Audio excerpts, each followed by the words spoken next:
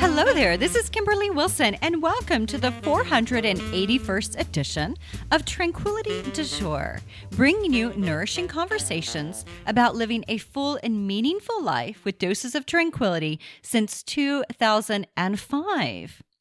Now, in this week's edition, I chat with Katie DePaola of Inner Glow Circle about going from side hustle to six figures, developing a CEO mindset, and what to do when you feel stuck, which I'm sure so many of you can relate to because I definitely can. And it was so fun to catch up with Katie because we go way back. She actually helped pull together the Bon Voyage party that we had for the Tranquility Tour, my goodness, back in September 2013. So I think you're going to really enjoy hearing from Katie and hearing about her transition and transformation from, how long that I have known her and watched her grow and evolve is just an absolute delight. Now, before we hear from Katie, I want to remind everyone to check out Tranquil Treasures. So this is what you get access to when you sign up for Love Notes, which is a weekly, just like little dose of love that comes to your inbox from me. And you can sign up for that at KimberlyWilson.com/love notes. And you can find the show notes for this show at KimberlyWilson.com/481. Now, save the date, March 22nd. Which is right around the spring equinox. We're going to be having our regular seasonal free online 1-hour video event where I talk you through 8 tips of tranquility for the spring season. So be sure to save the date and sign up, reserve your spot. And there's a link for that in the show notes also. And a reminder that Tranquility Salon Online, which is going to be the TDJ Lifestyle e-course, which is diving into the 6 tenets of Tranquility du Jour: style and beauty, creativity, mindfulness, wellness, self-care, and compassion. And join the waitlist for this so you'll be the first to know when it is released. And then finally, Provence. So this is the only retreat that I have spots left in this year. And it's my only retreat really for about a year and a half. So if you would like to escape to the south of France with me and a couple handfuls of amazing women would love to have you. And we have a couple mother-daughters coming. So if you'd like to grab your mother or a dear friend, come along. We have 2 rooms left. And you can find out more about this at KimberlyWilson.com/Provence. It includes perfume making in Grasse. It includes going to Europe's Grand Canyon, Verdun Gorges, and wandering the countryside, doing yoga, making art, practicing mindfulness, and really just like slowing down, tuning in, and absorbing all that Provence has to offer. Katie is an entrepreneur, author, and founder of Inner Glow Circle, an accredited training and certification company for women coaches, leaders, and entrepreneurs. Right after starting IGC, Katie lost her brother to an accidental overdose. Also Lyme Disease survivor, she built her business from her bathtub, growing the company from self-funded startup to $1 million business. Katie has turned her greatest challenges into her greatest opportunities and says her business is what saved her life. Through certification programs, memberships, and online courses, Katie has taught thousands of women how to find their purpose, live it, and get paid. She has a BS in Human and Organizational Development from Vanderbilt and is an ICF credentialed PCC coach. She has been featured in Time Magazine, Huffington Post, Elite Daily, and more. In her first book, At Least You Look Good, coming out this year, Katie shares her vulnerable and often funny reflections on how to deal with the hardest parts of your life and her best advice for how to glow through what you go through.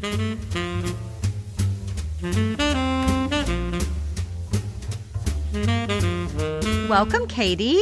Hi, I'm so excited to be here today. I am delighted to have you on the show. And you know what's so funny is to think about our history and how far back we go. And I was trying to remember if I knew you before the Creativity Circle that happened in 2012. Were you working with the foundation yet?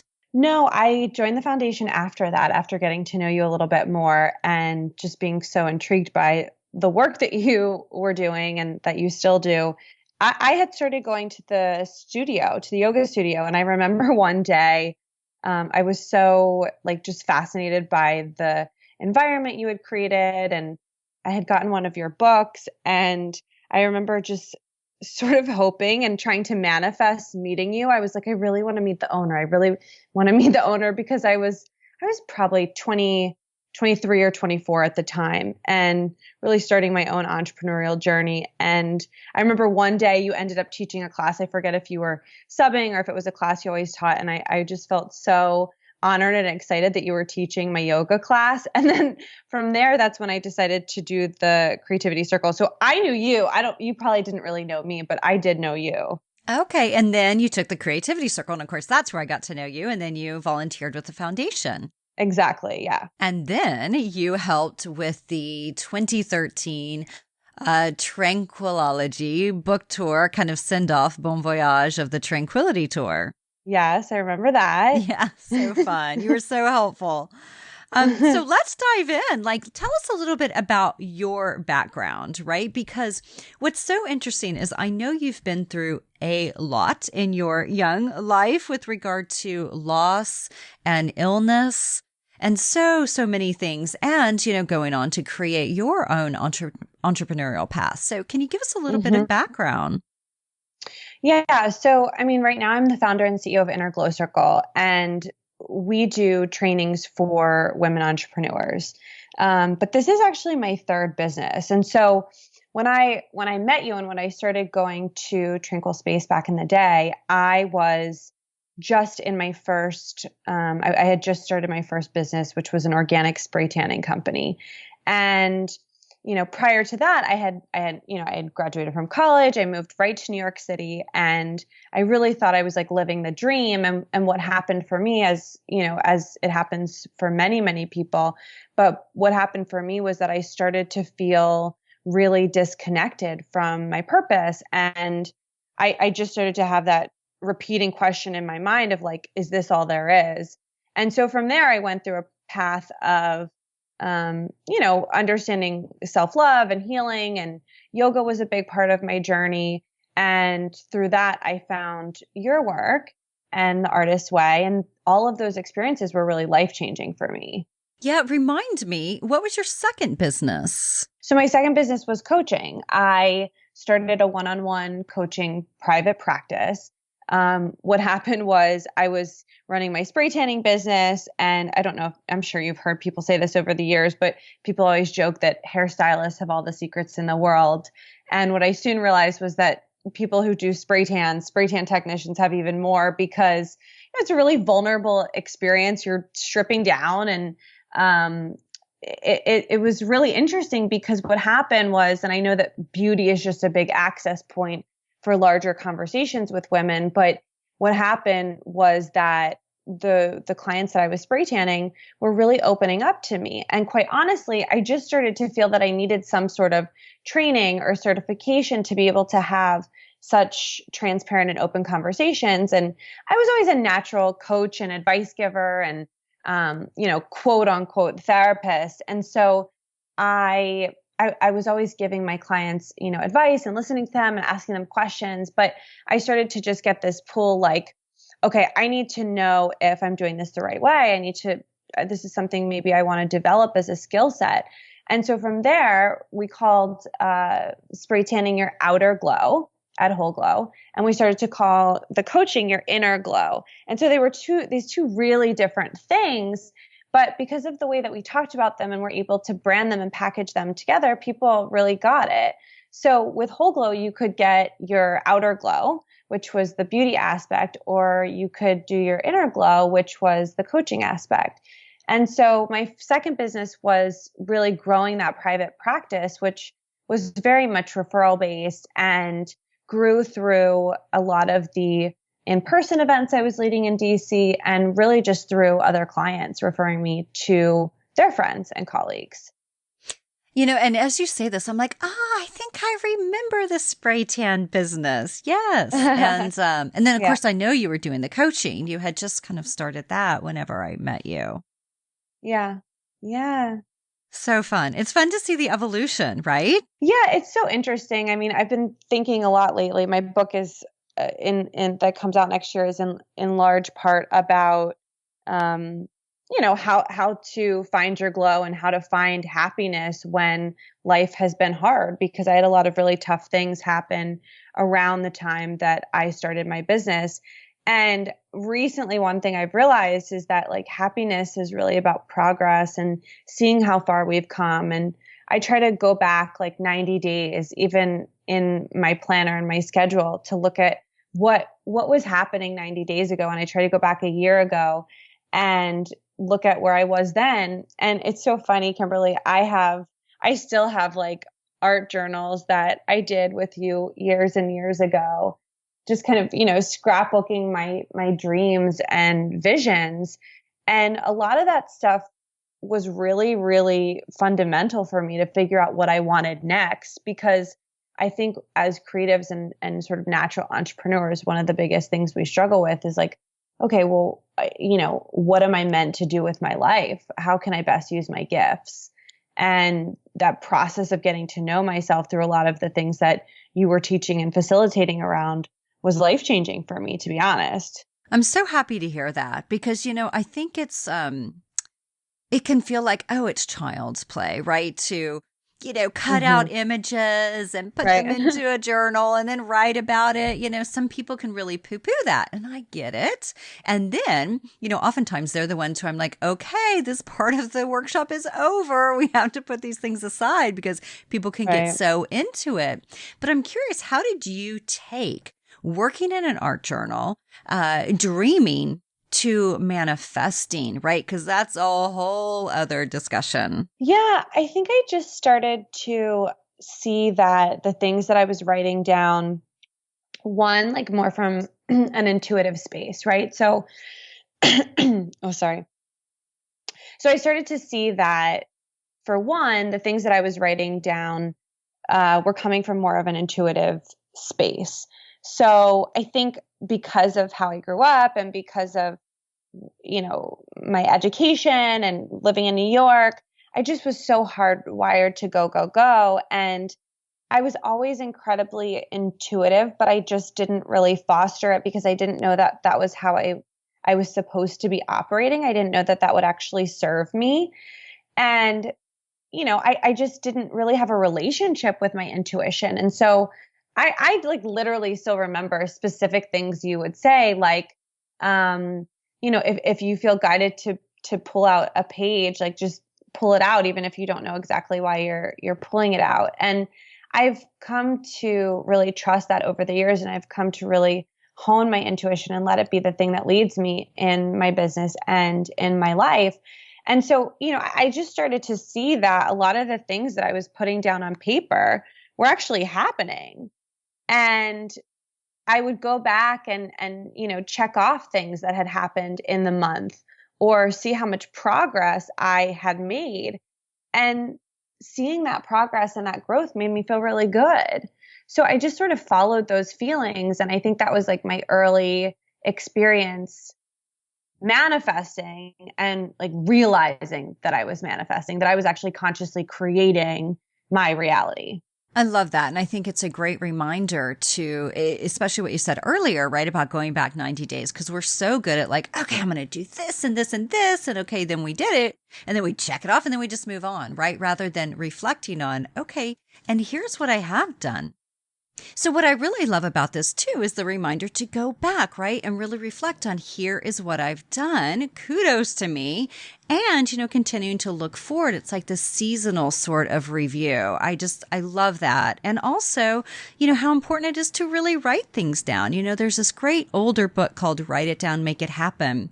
And the data does show, right? If we write it down, if we get it out of our head and we actually put it down, we put a timeline associated, we have it someplace where we're going to see it regularly. It's not like, oh, well, then I get my Tiffany's necklace. It's like, oh, I remind myself that this is my end goal. And this is what I'm working toward every single day.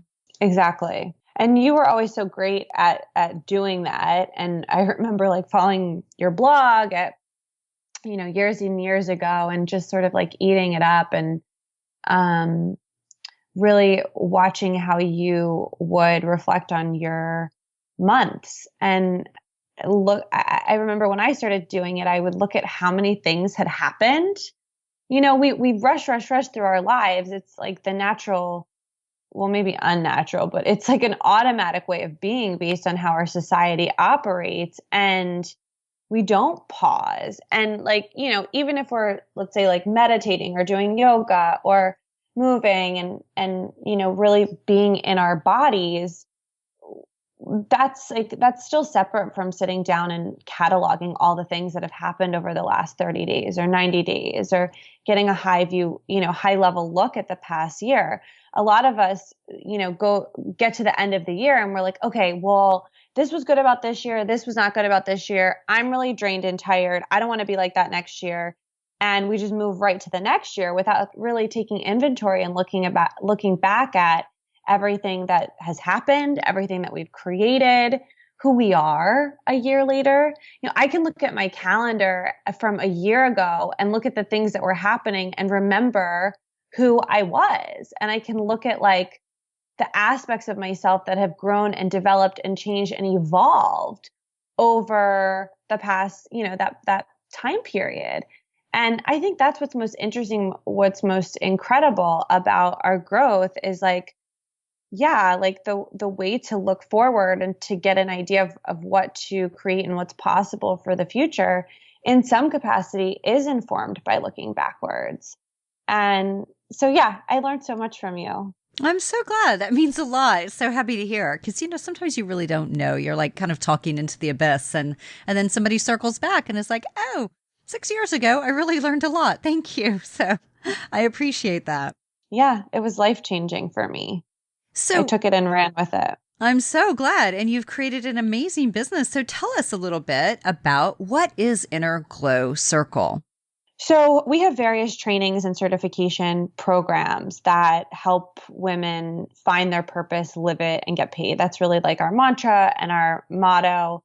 And we have gone from being a self-funded startup to being $1 million business. And that's a really exciting success story. I mean, I was talking to my team the other day and I was saying, I remember when I didn't know if I was going to be able to support myself as an entrepreneur. And I was afraid to leave my day job because I didn't know if I'd be able to make ends meet. I didn't know if I'd be able to cover all my bills and be financially independent. And now I look at like, not only am I supporting myself, I'm supporting our co-founder, I'm supporting our entire team. And we have 20 women that are on our team in some capacity. And so, it's a lot. Like sometimes I'm like, oh my God, where are we going to go from here? And what's next for us? And I really try, especially because I'm in the self-help and personal development industry, to pause and take inventory and make sure we're operating in alignment and not just wait till the end of the year when it's like historically trending to do so. I try to do that very often. But yeah, we've built this really incredible business. We have a phenomenal team.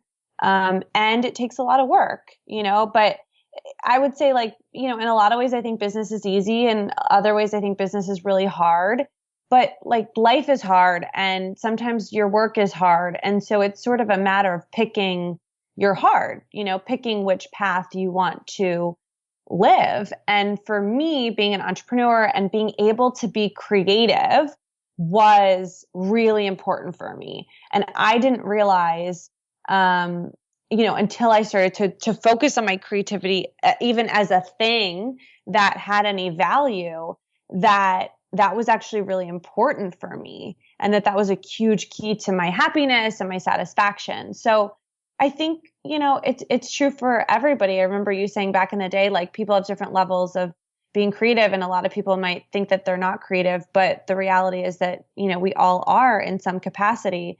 And so the creativity is really an access point to being self-expressed. And I think that's really important for all of us in some capacity, whether we're writers or artists or business people. Like we can do art wherever we're creating, wherever we're working. Yeah, however we're living, right? It's like interwoven.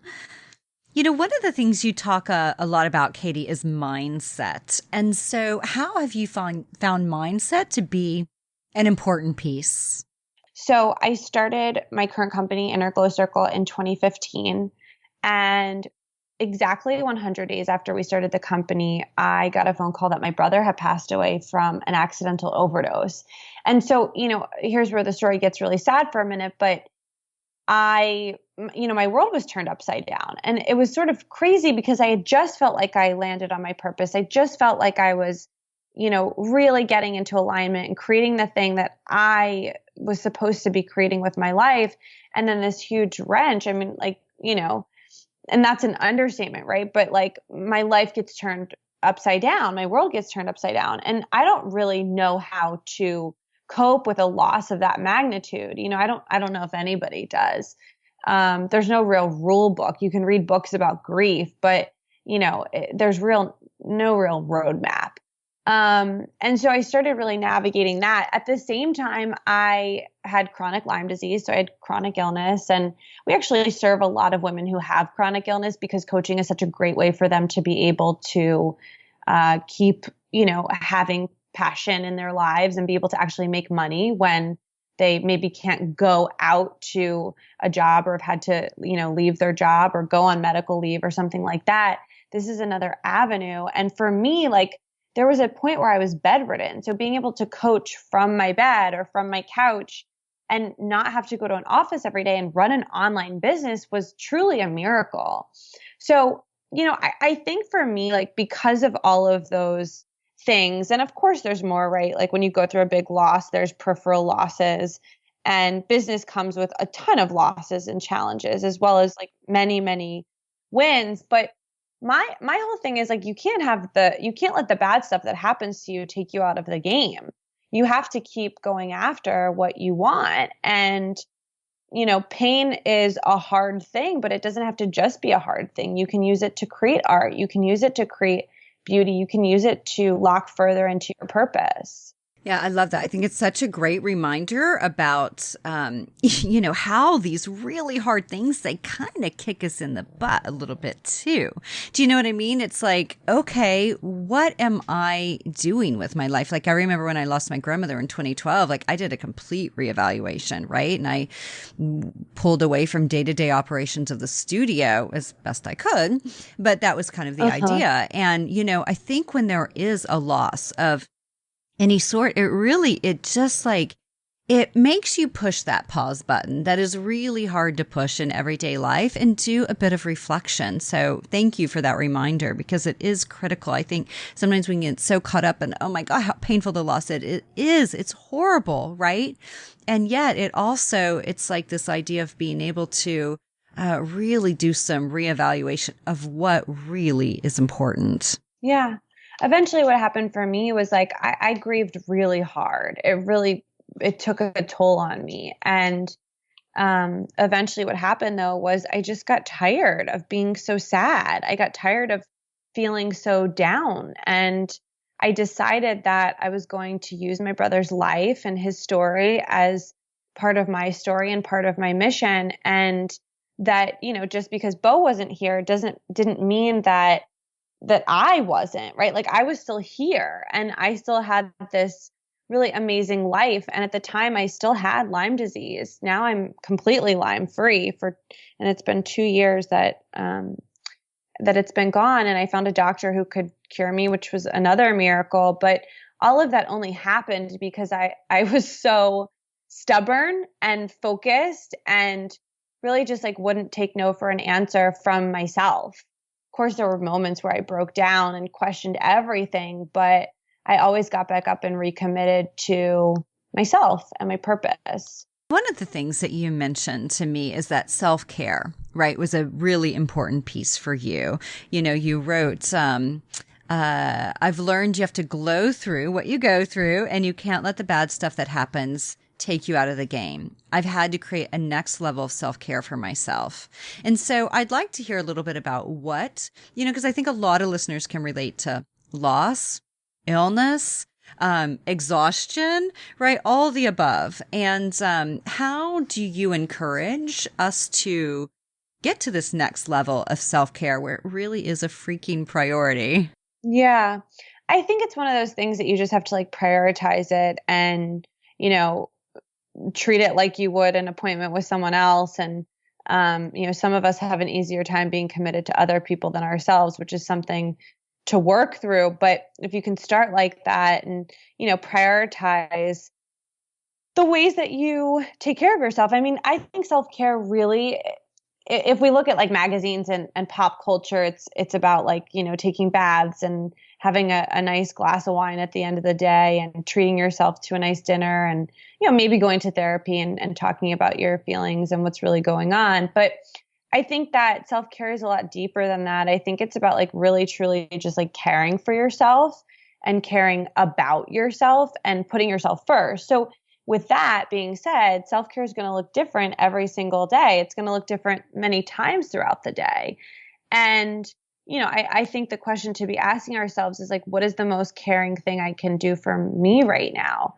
What would feel good right now? And sometimes like, I know for me, having lived through chronic illness for over a decade, when people would ask me like, well, what would feel good or what feels right? Or I would say like sleeping. I just wanted to like sleep and sort of escape a lot of my life. And that happens to a lot of people, whether you're dealing with illness or hardship or you're just really stressed out. Like a lot of people just want to escape. And I think that like, you have to take that off the table. Like if escaping isn't an option, how do I make my life work? Like if there's stuff that I have to get done or I'm choosing to get done because I'm committed to my business, I'm committed to my life, I'm committed to my relationships, I'm committed to my health, right? How can I make this feel better? So like, for example, for me, something that's been a game changer for me this past year is like dance. I've fallen in love with dance and it's become such great exercise for me and so therapeutic. And it just really moves energy through my body in a way that feels really good for me.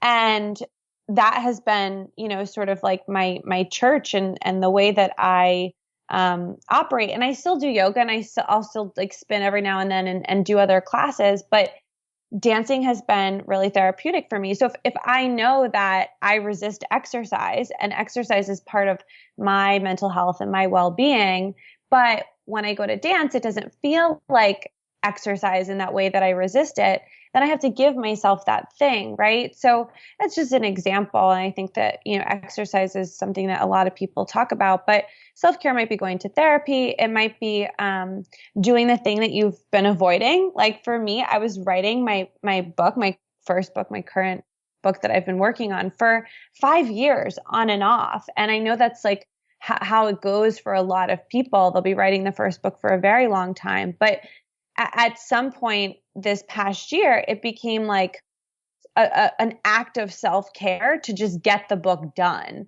So I decided like, okay, I need to get this done. And then I was able to look backwards and say, okay, what am I going to need or who am I going to need on my team to be able to get this done? And that was when I decided to hire an editor so that I would have real partnership and accountability. So it really goes across the board, like just looking at, okay, what is the most caring thing that I can do for myself right now? Yeah, I think that's a great reminder of just checking in because it may be like, oh, yeah, these are my favorite practices, but what do I need right now? And it might be a hot bath. It may be a nap, right? It might mean canceling the plans that you have ahead of you just to take better care of yourself that night. Right. Exactly. Well, I'm curious too, Katie. One other thing is that, your entrepreneurial journey has been so fun to watch. And I'm sure a lot of listeners are kind of curious about how do I get going with one? How do I really kind of launch my dream? What advice would you give to them? I think that you have to follow the breadcrumbs. And so what I mean by that is you have to take notice and pay attention to the things that you enjoy and the things that make you happy. And I mean, this goes back to things I was learning from you, things I learned from reading The Artist's Way. And, I started to really pay attention to what I enjoyed and what made me happy. And then I started to look at like, okay, well, how could that actually be a career? And for me, it started out as like a side hustle. But it was never a hobby. I always took my work very seriously, and I think that's really important. And so if you have, some people, like, you might be the person who has a dream, right? Who actually has a very clear dream of like what you want to do. Maybe you want to write a book, or maybe you want to launch a blog, or maybe you want to like go big on Instagram, or build a personal brand, or, launch a product out into the world and get that developed. And I mean, whatever it is, like if you have a solid dream, you have to start to take the steps to follow it. You owe it to yourself, right? Like ultimately we're creating for an audience of one, we're creating for ourselves. And so, you want to create, we say this all the time in IGC, but like one of our values is create the thing you wish existed. And so it's really important that we figure out what we wish existed in the world and then do what we can to create it. So that's one piece. And then there's a lot of other people, and you might be this person who says, well, I know I'm not happy in my current job, or I know I'm not happy in my current career, or I am happy, but I'm way too stressed out, and I don't know what my next move is. And so, that's really like we've been talking about, a matter of taking inventory and saying, okay, well, what parts of my life are working? Let's acknowledge that first. And then take a step back and say, well, what parts of my life aren't working? Like what doesn't feel good, or what doesn't feel right, or what's draining me? And really taking that inventory. And if you're one of those people, and I was this person who has no idea what you want to do with your life or what your quote unquote purpose is, again, I think following the breadcrumbs is really important. And we have a really great assessment on our website that you're free. You can totally go and look at and take, but it's around finding your purpose. And I can share that. It's at innerglowcircle.com/purpose. But it requires, I was having a conversation with someone about this yesterday. It requires being willing to move. We can't put so much weight on what's the next step or what's the first step. When we feel like we're really stepping in a new direction, we have to just be willing to take a step, because, at least for me, and I'm sure this has been true for you too, Kimberly, like the steps have informed, like the first steps then, inform the next steps, which inform the next steps. And we really wouldn't have any of that data unless we made a move to begin with. Right. It's taking that first step, which is so hard. Yeah, sometimes. I think for some people, right, even your mention of writing a book for 5 years, it's like sometimes it's just so hard, right, to get the momentum. You're like, I'm going to do it. Life gets in the way. I'm going to do it. Life gets in the way, right? Right, exactly. So tell us a little bit about your book, At Least You Look Good. So when does this come out? So it's going to come out, I think, late spring 2020. And it's really, in some ways it's like a commentary on society and how we approach women and how we talk to women, but it's also a memoir. So it's really like a mix between a memoir and a self-help book, probably more on the memoir side, but it's about the last 5 years of my life and how I learned to glow through what I was going through. The title comes from really a phrase that I would just hear all the time in, some way or another, but people were all essentially saying the same thing. And I think this is something that women hear a lot, but people would say to me, like when I was telling them what was going on, that I lost my brother, that, I was dealing with chronic illness, they would say, but you look really good, or, well, at least you look good. And so it sort of just became this thing in my mind that I would laugh about. One time I even had a psychiatrist say it to me. I walk into her office and she said, how are you feeling? And I was like, terrible. She'd been trying different medications for me, and I'm really sensitive to medication, and I was feeling so bad. And I thought it was so obvious, when you feel terrible and you just think you're walking around looking like you feel terrible. And I sat down and she said, well, you look so good. And I just, as soon as that happened, I was sort of like locked in on the title and really clear that this was the message I was meant to be putting out and talking about, because I think that in our society, there's, this idea that the way someone looks, particularly women, but the way someone looks is reflective of like their inner dialogue and their inner world and what's really going on at home. And that couldn't be farther from the truth. And so, it's sort of a social commentary too on like what, how we treat women and how we talk to women and how we approach women and how we judge other people. I mean, like if you look at social media, we all are guilty of comparing ourselves to other people, but you're comparing yourself to someone else's highlight reel. So it's just such a funny world that we live in. And it's so important that we know that what people are putting out online, even if it's real and transparent, is never the full truth. There's always more. And I think that it's really important for us to know that as we go through our own healing journeys, that, we don't know what someone else is going through. And it's important that we focus on ourselves. So the book takes you through my journey, learning how to cope with grief and learning how to keep going when everything around me was sort of saying, trying to slow me down. So it's a real story of survival and, learning how to thrive and kind of create from the trenches. Beautiful. I can't wait to read it. I love memoir/self-help. I think they're the best. Yeah, me too. Well, Katie, my last question for you, the name of this podcast, Tranquility du Jour. So, I mean, clearly we talked a bit about self-care, and I'm curious, how do you find tranquility in your everyday? Yeah, I mean, if I'm being completely honest, it's something I'm always working on, like finding my center and finding, inner peace for myself. But like I talked about before, for me, it's about really having an ongoing conversation with myself and asking myself throughout the day, often many times throughout the day, how am I feeling? What do I need?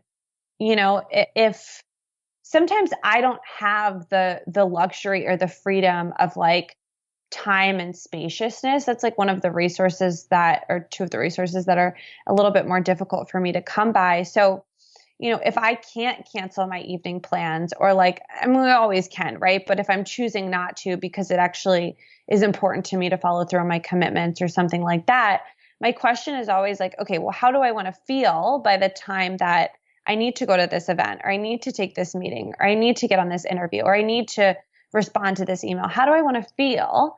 And then what can I do? I can't do everything. I might not be able to go get like a 90-minute massage, right?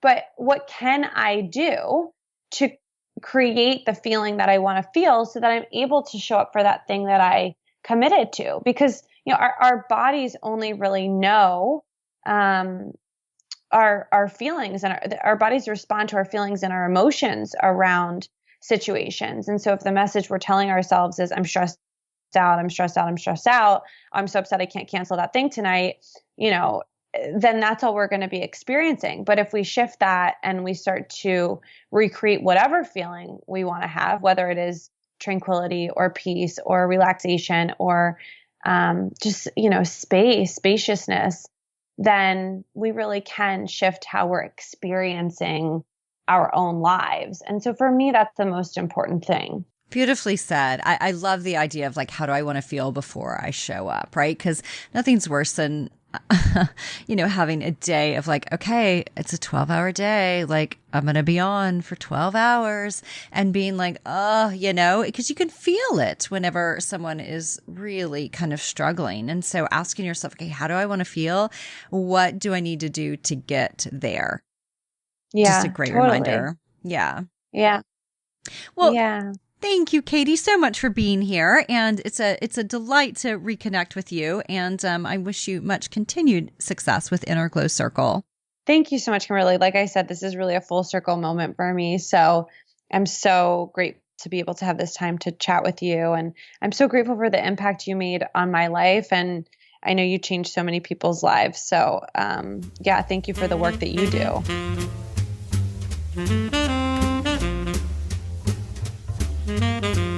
So in the show notes, you'll find a link to Katie over on Instagram at Inner Glow Circle, at It's Katie DePaola, Facebook, Katie DePaola, and Inner Glow Circle, and find your purpose quiz, innerglowcircle.com/purpose.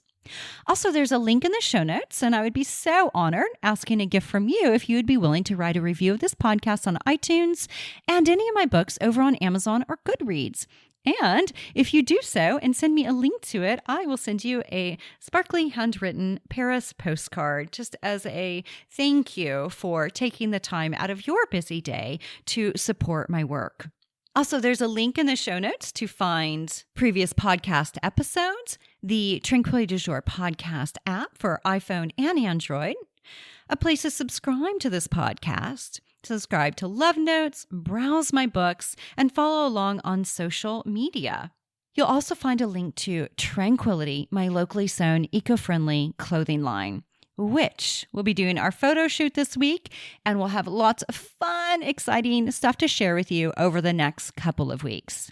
So thank you as always for tuning in. It's a delight to be here with you. Thank you for your time, your support, your energy, and wishing you beautiful, ease-filled days ahead.